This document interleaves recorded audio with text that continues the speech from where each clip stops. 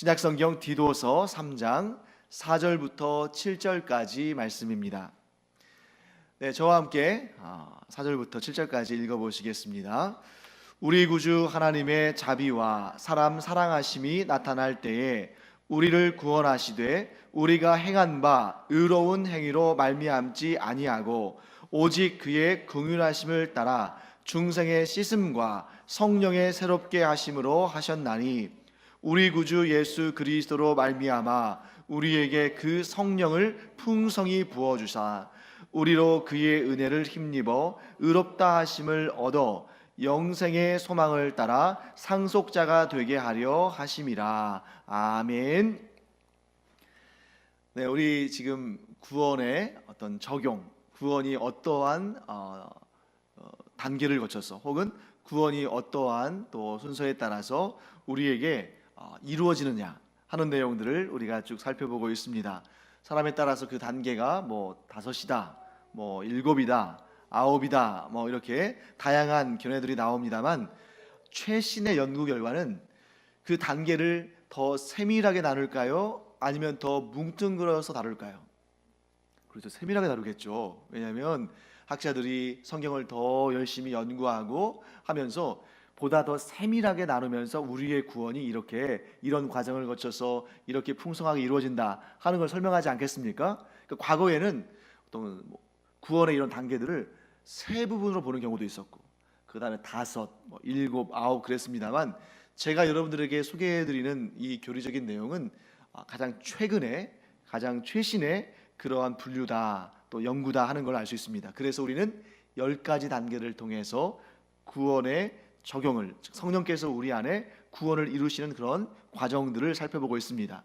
그래서 제가 굳이 여러분들한테 이 10단계에 대해서 다 외우라고 말씀드리지 않았죠. 왜냐하면 10주 동안 계속 하다 보면 이제 어느 정도 입에 뵐 겁니다. 그래서 그 표를 한번 다시 보여주실까요? 네, 우리 PPT를 한번 보겠습니다.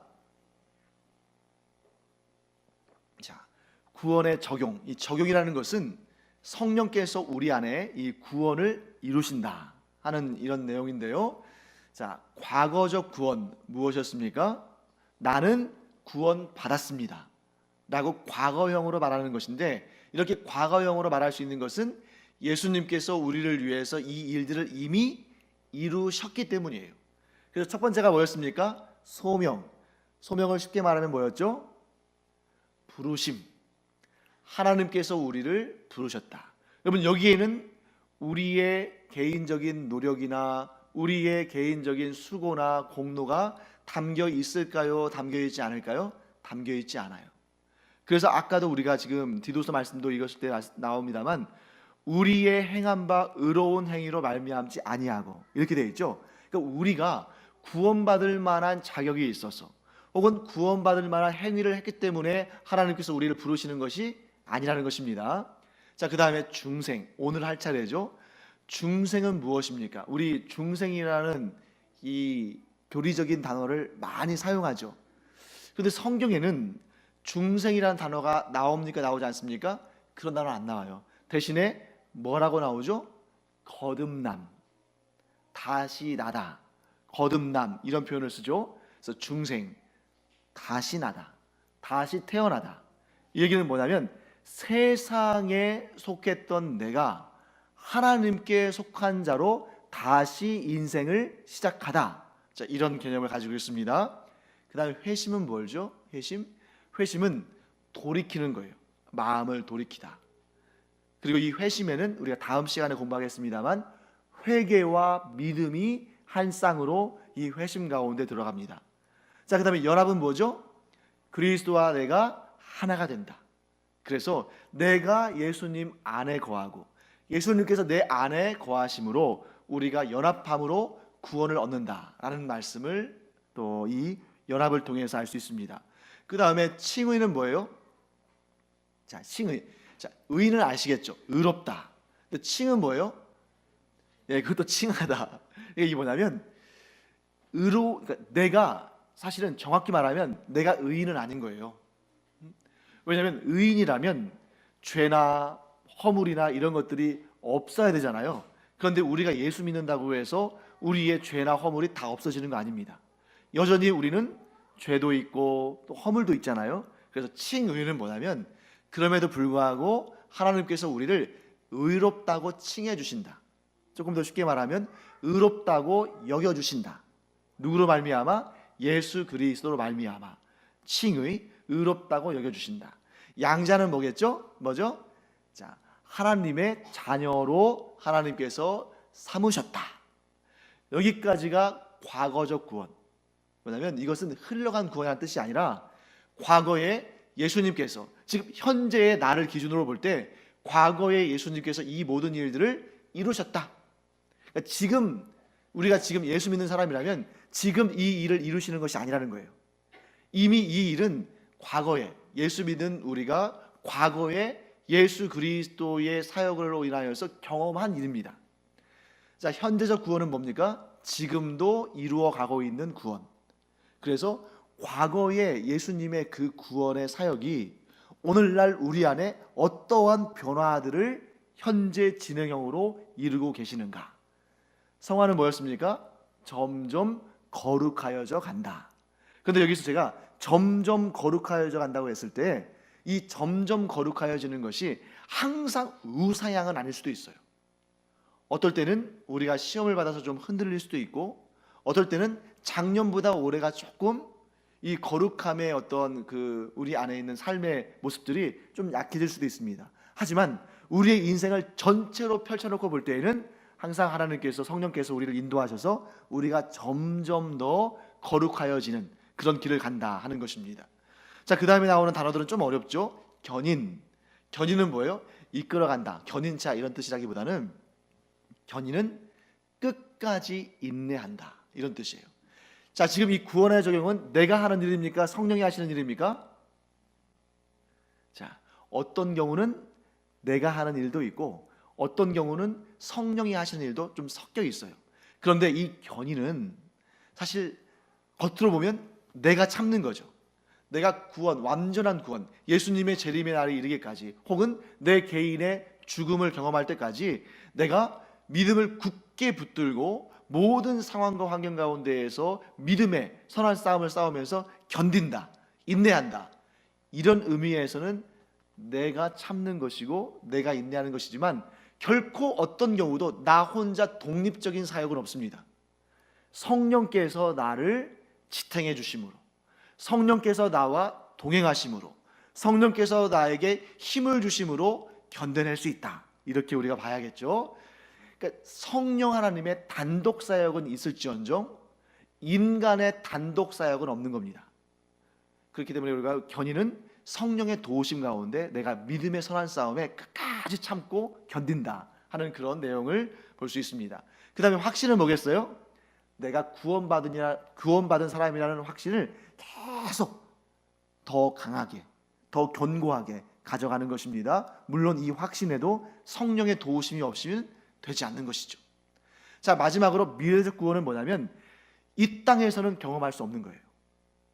미래, 곧 예수님의 재림의 때나 혹은 우리 개인적으로 보면 어떤 때예요? 우리가 이 세상을 떠나서 천국에 올라갔을 때 영화, 모든 영광을 우리가 그 모든 영광의 열매를 거두는 것이죠. 이 땅에서는 우리가 이 상태의 영화를 누릴 수는 없습니다. 단지 성화의 과정을 거칠 뿐이죠. 자, 이제 오늘 우리가 두 번째 중생을 공부하는 시간을 가질 텐데, 제가 평소에는 저 뒤에서 우리 최경국 집사님 찬양 인도할 때 정말 은혜 받고 정말 뜨겁게 찬송하는데 오늘은 그러질 못했어요. 왜 그랬냐면 이 중생을 여러분들한테 설명을 하는데 저라고 해서, 제가 물론 뭐 많이 또 공부도 하고 뭐 이렇게 했겠습니다만, 저라고 해서 이 중생의 역사를 다 알 수가 없는 거예요. 그러니까 저한테도 어려운데 성도님들한테 어떻게 이해하기 쉽게 가르칠 수 있을까, 알려드릴 수 있을까 하면서 지금 계속 그 내용을 어떻게 하면 더 쉽게, 또 어떻게 하면 더 자세히 할 수 있을까 고민하면서 뒤에서 계속 씨름하고 있었습니다. 그만큼 이 중생은 쉽지 않다는 거예요. 굉장히 어려운 주제입니다. 그렇기 때문에 제가 할 수 있는 한 최선을 다해서 설명드리겠습니다만, 여러분들이 분명히 아셔야 할 것은 아무리 제가 노력해도 중생의 그 진리를 완전히 100% 알려드릴 수는 없어요. 아마 우리가 이 중생의 원리에 대해서는 나중에 이 세상을 떠나서 하나님 나라에 갔을 때 그제서야 제대로 알 것 같습니다. 자, 그러나 그렇다고 해서 우리가 포기할 수는 없죠. 이런 중요한 내용들을 우리가 좀 살펴보겠습니다. 자, 이 중생은, 자, 오늘 우리가 중생을 배워요. 다음 주에 뭘 배울지 아시는 분? 자막 띄워주지 말아보세요. 혹시 여러분들이 외우시는지 한번 점검해 보시기 바랍니다. 우리가 이번 주에 중생 배웁니다. 다음 주에는 뭘 배울까요? 여러분 대단하시네요. 예, 아주 머리가 좋으시거나 성령 충만하시거나 둘 중에 하나인 것 같아요. 네, 다음 주에 회심을 배우죠. 중생과 회심이 어려운 이유는, 자, 여러분, 동전의 앞면과 뒷면이 붙어 있습니까? 떨어져 있습니까? 붙어 있죠. 그리고 오늘날도 많은 사람들이 동전 가지고 이렇게 볼 때 어디가 앞쪽이냐 가지고 많이들 그렇게 논란을 하잖아요.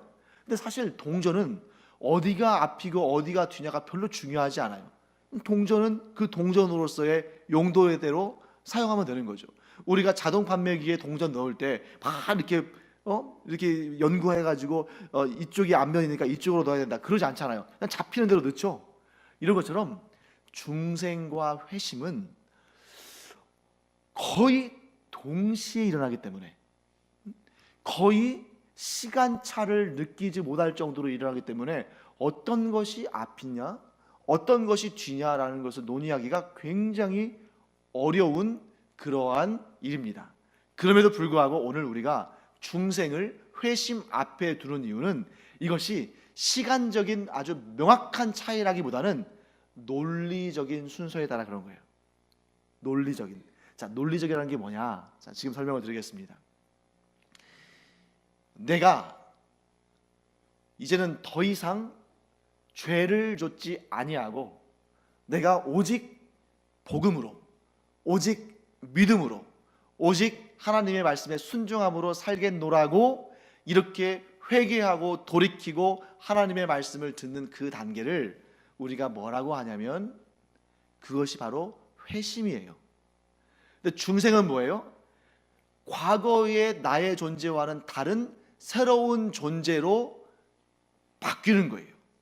자, 내가 내 스스로 나를 과거의 존재와 다른 존재가 되겠다고 결심하는 것도 있지만 나도 모르는 사이에 이렇게 바뀌는 역사가 있어요. 그럼 나도 모르는 사이에 바뀌는 역사는 누가 행하는 역사일까요? 성령이 하시는 역사예요. 성령이 우리를 바꾸는 역사를 뭐라고 말하냐면 중생이라고 하는 거예요. 그런데 내가 이제 예수 믿는 사람으로 죄의 종으로 살지 않고 하나님의 사람으로, 하나님의 자녀로 살아야겠다. 이렇게 우리 안에서 그런 결심이 일어날 수 있습니까? 없습니까? 있죠. 그걸 뭐라고 한다고요? 회심이라고 한다. 그러면 여러분, 이 두 가지는 동전의 앞뒷면과 같아서 어느 것이 먼저인지 참 헷갈릴 수가 있습니다. 이걸 딱 시간으로 딱딱 잘라서 이거 먼저 그다음 이거 이렇게 말하기가 어려워요. 그런데 제가 아까 이 순서를 시간적 순서로 이해하기보다는 무슨 순서로? 논리적인 그 이치에 따라서, 영적인 이치에 따라서 영적인 논리로 이해해야 한다고 말씀을 드렸는데, 그럼 여러분들 한번 대답해 보시죠. 성령의 역사와 내가 스스로 의지적으로 결단해서 회심하는 역사하고 어느 것이 먼저일까요? 논리적으로. 그렇죠. 언제든지 우리는, 사람은 하나님보다 앞설 수 없습니다. 그렇기 때문에 중생과 회심의 역사에서 무엇이 앞서야 되는 거예요? 중생. 왜냐하면 중생은 성령의 단독 사역이에요. 반면에 회심은 성령과 나의 연합 사역이에요. 그러면 당연히 어느 것이 먼저 앞서야 됩니까? 그렇죠. 중생이 먼저 앞서야 되는 거예요. 하지만 우리의 일상에, 우리의 삶을 통해 볼 때 중생과 회심은 어느 것이 먼저라고 하기가 참 애매할 정도로 어떻게 동시적으로 발생한다 하는 것입니다. 하지만 이 논리적인 신앙의 논리적인 순서를 따라 보면 반드시 성령 하나님의 역사가 먼저지 우리가 앞서 나갈 수는 없다 하고 우리가 정리해 보겠습니다. 좀 어렵습니까? 좀 이해할 만 하십니까? 이해할 만 하세요? 네, 이게 오전이었으면 더 이해하기 쉬우셨을 텐데 점심이라서. 네, 자 그러면 중생이라는 것은 뭐냐? 중생은 첫째 성령의 단독 사역이었죠. 왜냐하면 내가 아무리 내가 바뀌고 싶다고 해도 안 바뀌는 게 사람이에요. 그래서 우리 가끔 TV를 보면 이제 개과천선한 사람이 나오잖아요. 막 예전에는 막 이상하게 또 죄악 가운데 살면서 정말 이렇게 좀 막 그 조직 폭력배 같이 이렇게 살다가 이렇게 어느 날 예수를 만났다는 거예요. 예수님을 만나가지고 이제 완전히 변해가지고 이제 신학하고 막 목사님도 되고 막 그랬다고 하잖아요. 근데 어느 날 또 뉴스를 딱 보니까 다시 도둑질해가지고 교도소에 갔다, 구치소에 갔다, 이런 보도가 가끔씩 들리잖아요. 그때 뭐라고들 말하냐면 그래 사람 그렇게 쉽게 변하는 거 아니야, 이제 그런 얘기하죠.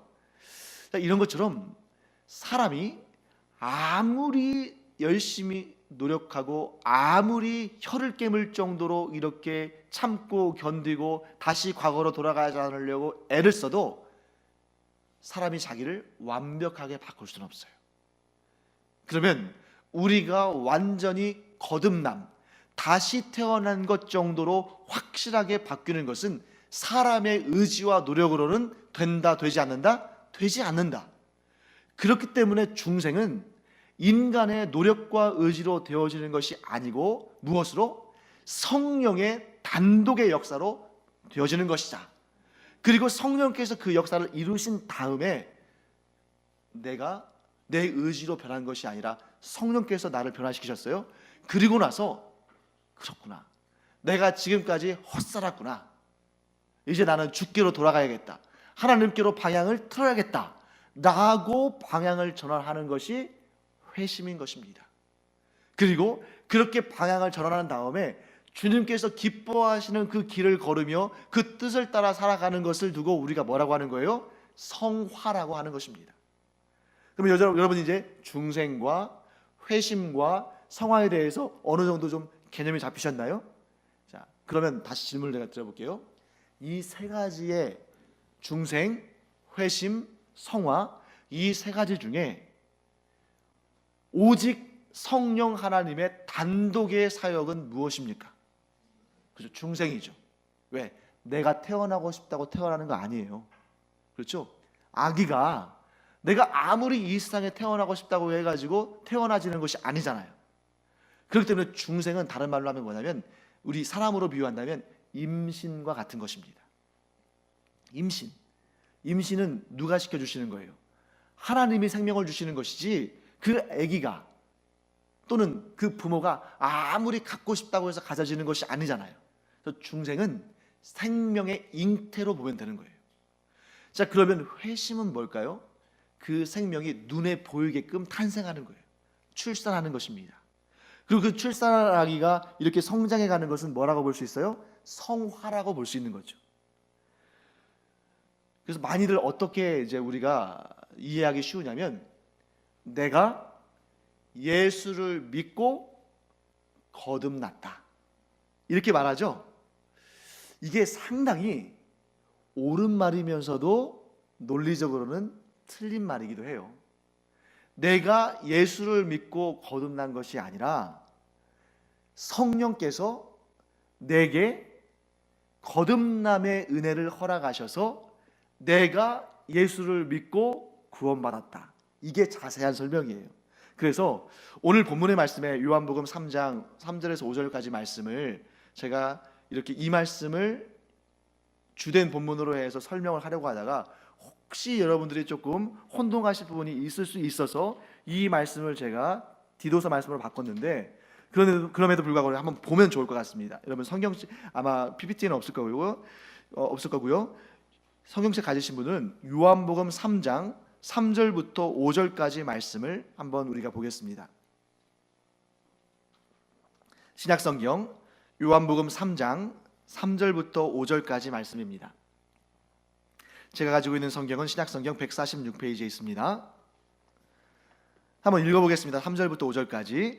예수께서 대답하여 이르시되 진실로 진실로 내게 이르노니 사람이 거듭나지 아니하면 하나님의 나라를 볼 수 없느니라. 니고데모가 이르되 사람이 늙으면 어떻게 날 수 있사옵나이까? 두 번째 모태에 들어갔다가 날 수 있사옵나이까? 예수께서 대답하시되 진실로 진실로 내게 이르노니 사람이 물과 성령으로 나지 아니하면 하나님의 나라에 들어갈 수 없느니라. 아멘. 자, 여기에 유명한 말씀 나오죠. 사람이 무엇으로? 물과 성령으로 나지 아니하면 하나님의 나라에 들어갈 수 없느니라. 즉 사람이 물과 성령으로 나지 아니하면 구원받지 못한다 하는 겁니다. 그러므로 거듭나는 것, 중생은 우리의 구원에 반드시 필요한 것이다. 이것 없이는 아무도 구원받지 못한다 하는 것을 말씀합니다. 근데 여러분, 이 구절 우리한테 굉장히 익숙한 구절인데 이 구절 읽으시면서 좀 의아하지 않으셨어요? 자, 뭐라고 말씀하시냐면 물과 성령으로 나지 아니하면.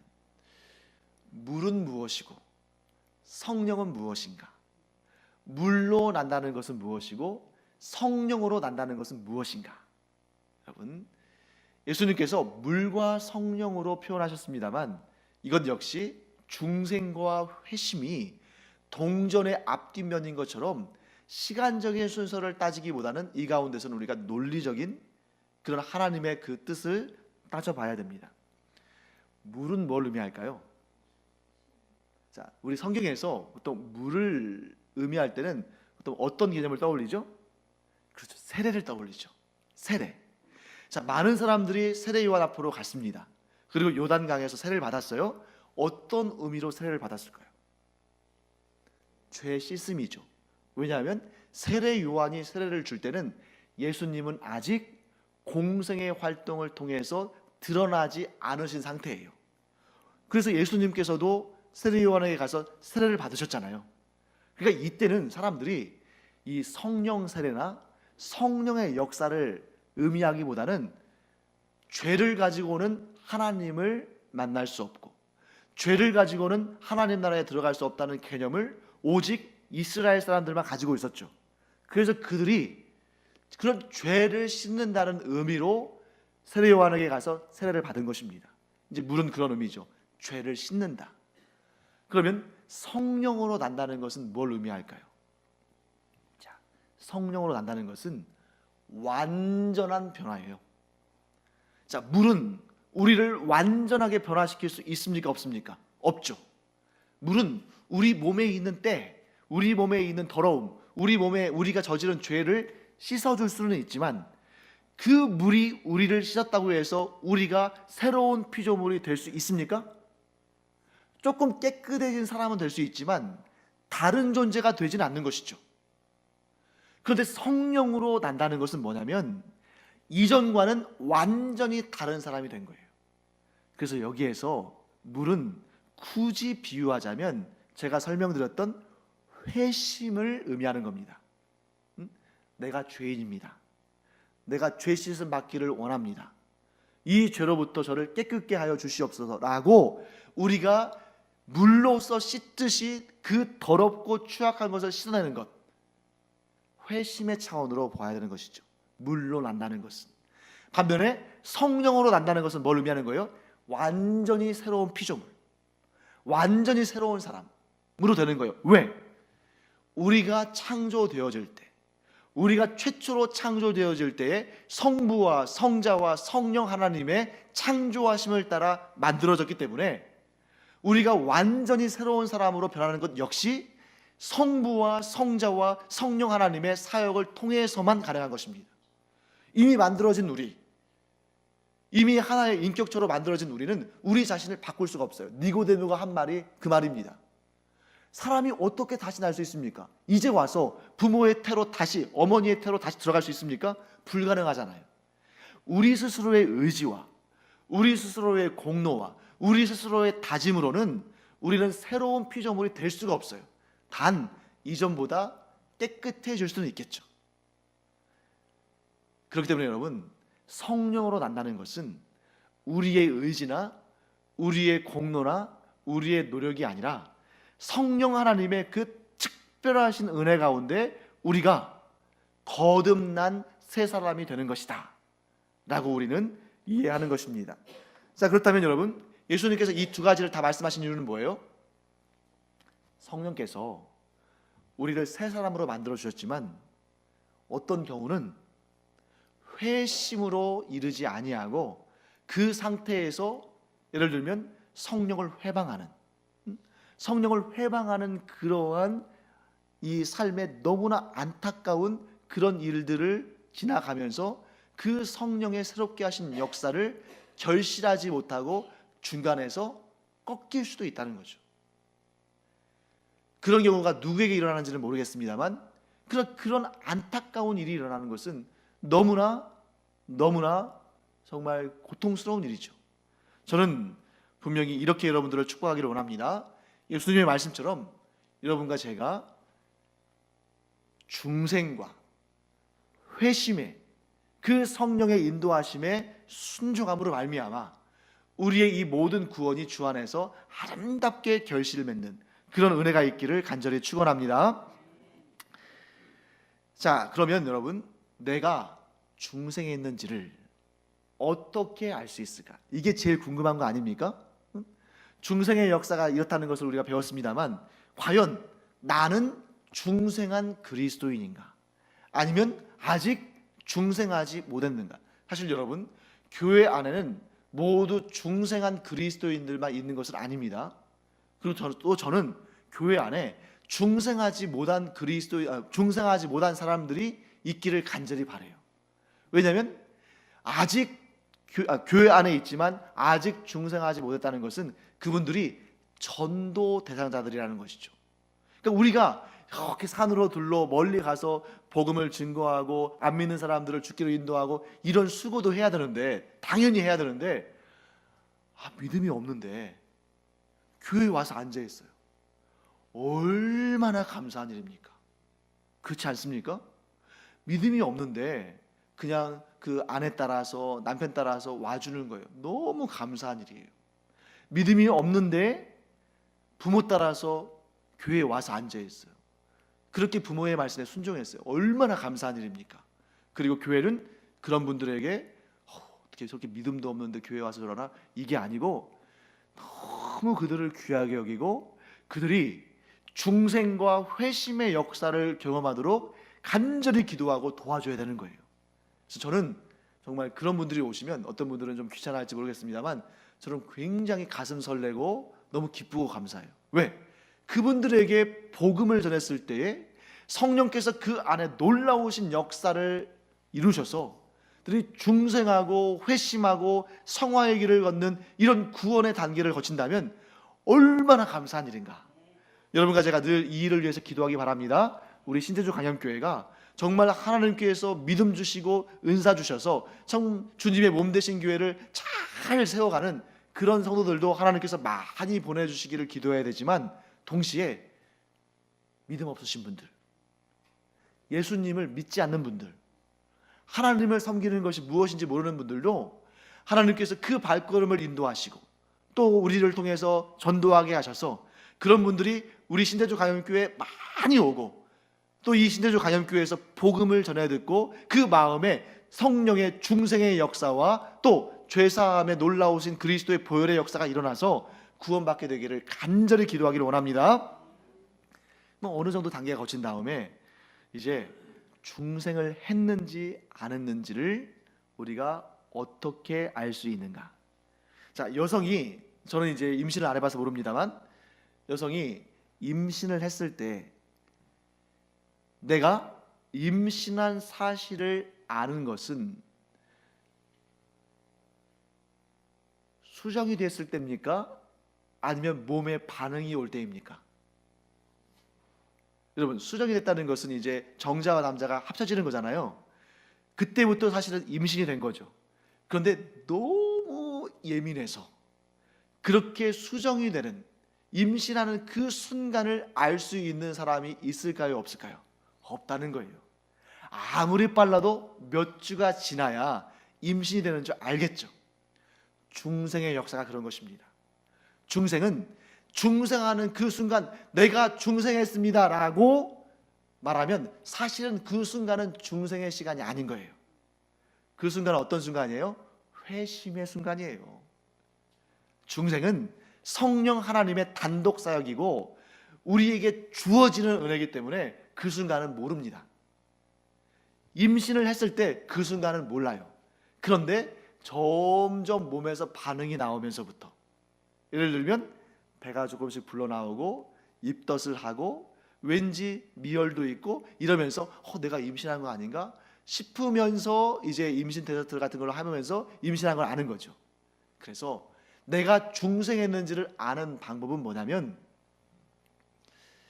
예수님이 이전에는 정말 거짓말쟁이고 사기꾼이고, 무슨 예수님이 내 죄를 위해서 십자가에 달려 죽으셨어, 그는 자기가 죄값으로 형벌받아서 달려 죽은 거지, 이런 식으로 생각하던 세상에 속한 사람들이 그 예수 그리스도의 십자가의 죽으심이 나를 위한 것이라는 마음이 점점 생겨나기 시작하는 것, 그리고 하나님께서 분명히 하나님이 계실 수도 있다 라고 생각하고, 그 하나님이 저 너머 누군가 어딘가에 있고 또 누군가를 또 이렇게 사랑하시겠지, 그런데 그게 나는 아니야 라고 생각하던 사람들이 어느 순간 하나님이 나를 만드시고 또 하나님께서 나를 사랑하시고 또 하나님께서 나를 위해서 내가 모를 놀라운 일들을 이루셨나 보다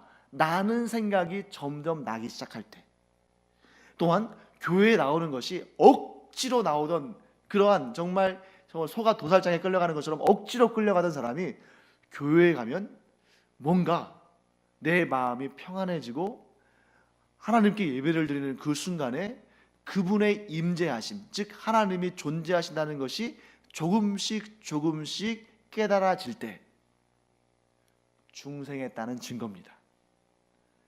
그러니까 놀라운, 이런, 예를 들어서 이런 생각하는 분들이 계셔요. 중생이 거듭남이잖아요. 그래서 중생하면 완전히 사람이 180도로 바뀌어져 가지고 이전에는 나쁜 말 하던 것들이 완전히 없어져서 정말 신앙의 말, 좋은 말, 막 경건한 말, 이런 말만 하고, 또 마음속에 거짓말하는 생각도 전혀 안 들고, 또 남을 미워하거나 비방하거나 수근거리거나 이런 좋지 않은 부정적인 것들도 전혀 하나도 없이 다 사라져버리고, 그리고 그때부터는 두려움과 걱정과 근심도 없이 항상 마음에 평안이 임하고 이럴 줄로 생각하는데 절대 그렇지 않아요. 중생은 하나님께서 우리를 구원해 가시는 과정에 상당히 초반부이기 때문에 그 초반부에는 굉장히 연약한 신앙일 가능성이 매우 큽니다. 그래서 조그만한 일에도 믿음이 흔들릴 수 있고, 내가 예수 믿고 거듭났다고 하는데, 내가 예수 믿고 구원받았다고 하는데 왜 예전에 그러한 잘못된 습관들이나 죄를 쫓아가는 것들이나 이러한 부정적인 것들이나 이런 것들이 여전히 남아있지? 예수 믿으면 완전히 새 사람이 되는 줄 알았는데 왜 이러한 좋지 않은 부분들이 아직도 남아있지? 이렇게 충분히 생각하고 그렇게 할 가능성이 굉장히 큽니다. 하지만 여러분, 분명히 우리 알아둬야 됩니다. 중생했다고 해서 우리가 천사가 되는 것이 아니에요. 중생했다고 해서 우리가 180도 바뀌는 건 아닙니다. 단지 무엇만 바뀌었냐면 신분만 바뀌는 거예요. 어떤 신분으로? 세상에 속해 있던 자가 비로소 하나님께 속한 자로, 세상을 의지하던 자가 이제 예수 그리스도를 바라보는 자로 바뀐 것이지, 우리가 180도 바뀌는 것은 언제 가능한 거예요? 그렇죠. 천국에 가서 영화되어야만 가능한 것입니다. 이 땅에 성화의 마지막 날까지도 우리는 180도 바뀌거나 또 완전 무결한 거룩한 사람 되지 못해요. 그것은 우리가 그렇게 바랄 뿐이지 하나님도 그걸 기대하지 않으셔요. 하나님이 그 일을 이루시는 것은 언제? 천국에서. 우리가 천국문에 이르면 그때는 아무런 어떤 죄도 짓지 않을 것이며, 어떤 불안과 걱정과 근심도 없을 것이며, 어떤 부족함도 없을 것이며, 어떠한 죄의 뿌리도 없을 것입니다. 하지만 이 땅을 사는 동안에는 여전히 있어요. 단지 그러한 하나님께서 기뻐하지 않으시는 것을 점점 줄여나가고, 하나님께서 기뻐하시는 것을 점점 늘려나가고 풍성하게 하는 것이다. 이 사실을 알지 못하면 그냥 꼬꾸라집니다. 우리 안에 있는 더러움을, 추악함을 중생하면 더 많이 보게 되거든요. 회심하면 그게 눈에 더 들어오거든요. 그러니까 실제로는 분명히 저는 이렇게 생각합니다. 중생과 회심의 경험을 하게 되면 이전보다 죄를 덜 지었으면 덜 지었지 더 짓지는 않을 거예요. 그럼에도 불구하고 우리가 중생한 사람으로서, 회심한 사람으로서 내 자신을 보기 때문에 더 더럽고 추악하고 죄성의 그러한 그 끈끈한 모습이 우리 안에 있는 것을 보게 된다는 거죠. 그래서 중생한 성도일수록, 회심한 성도일수록, 성화의 길을 가는 성도일수록 기도할 때 눈물이 더 나는 거예요. 더 자기의 가슴을 치면서 기도하는 것입니다. 왜 그럴까요? 우리가 거룩하여지면 거룩하여질수록 우리 안에 있는 옛사람이 얼마나 더럽고 추악한지를 더 명확히 알기 때문입니다. 사랑하는 성도 여러분, 그렇기 때문에 하나님도 기대하지 않으시는 것을 우리가 지나치게 기대하다가 실족하지 않는 은혜가 있기를 간절히 축원합니다. 그러나 그렇다고 해서 여러분들이 또 하나의 오류에 빠지면 안 돼요. 그래서 나는 어차피 완벽할 수 없는 사람이니까 그냥 대충 이렇게 어느 정도 적당하게 살다가 천국 가면 돼. 거기서 영화를 얻을 거야. 완전해질 거야. 이런 생각이 조금만 더 위험하게 나가면 구원파가 되는 거예요. 그래서 예수 믿고 중생에서 구원받으면 사실 이 중생의 단계에서도 이미 구원이 이루어진 거거든요. 여러분, 성화의 단계를 다 마쳐야 구원이 이루어지는 거 아니에요. 중생을 통해서 구원받는 것입니다. 그런데 이 중생을 통해서 구원받는 그 시점에 우리는 사실 그렇게 성숙한 성도는 아니거든요. 그러니까 지금 이걸 잘못 이해해버리면 예수 믿고 구원받는 그 순간부터 우리는 어떤 죄를 저질러도 하나님께서 정죄하지 않으신다. 그러니까 이 땅을 사는 동안에는 마음대로 살아, 편하게 살아, 어차피 천국 가면 영화 얻어, 이렇게 생각하는 것은 하나님의 뜻이 아니라는 거예요. 이런 사람은 뭐냐면 현재적 구원과 미래적 구원은 싹 떼버리고 과거적 구원에만 머물러 있는 것이고, 그나마도 제대로 이해하지 못하는 거예요. 왜? 우리가 그리스도와 연합한 사람이 되어야 하잖아요. 근데 그리스도와 연합한 사람이 되어야 되는데 여전히 내가 그 죄를 즐거워하며 그 죄를 벗삼아 살면서 그리스도와 연합하겠다는 것은, 이거는 솔직히 말해서 도둑놈 심보죠. 그래서 여러분과 저는 너무 지나친 기대를 내서 실족해서도 안 되지만, 너무 거룩한 삶에 대해서 개념 없이 살면서 하나님의 마음에 근심을 주는 사람도 되어서는 안 된다 하는 것을 우리 마음속에 새기기를 간절히 축복합니다. 이걸 너무 많이 하면 여러분들이 오히려 또 혼동할 수 있으시니까 제가 간단하게 정리하면서 한마디로 이거 한 1, 2분만 정리하고 마치겠습니다. 자, 중생과 회심은 어느 것이 먼저 일어났다고 말하기도 모호할 정도로, 애매할 정도로 거의 동시적으로 일어난다. 하지만 우리가 논리적인, 구원의 논리적인 순서에 따라서 구분을 한다면 중생이 먼저입니까? 회심이 먼저입니까? 중생이 먼저다. 왜냐하면 중생은 내 힘과 내 공로로 되어지는 것이 아니라 성령 하나님의 단독 사역. 왜? 우리가 새로 태어나고 싶다고 새로 태어나는 건 아니니까. 우리를 완전히 새로운 존재로 변화시키는 것은 성령의 사역이고, 그러니까 이것이 먼저고, 성령께서 우리를 중생시키시면 거의 동시적으로 우리 안에 어떤 반응이 나옵니까? 회심, 회개하고 돌이키고 주님을 바라보는 이 역사가 거의 동시적으로, 그러니까 이게 뭐가 먼저라고 말할 수도 없어요. 순식간에 일어나는 일입니다.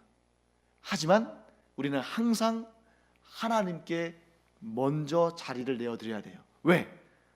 우리의 수고와 노력과 의지가 아니라 성령께서, 하나님께서 이 일들을 이뤄가시기 때문에, 만약 여러분 우리의 힘과 능력과 의지로 이 일들을 이뤄간다고 그러면 우리가 얻은 구원은 안전하지 않을 수 있어요.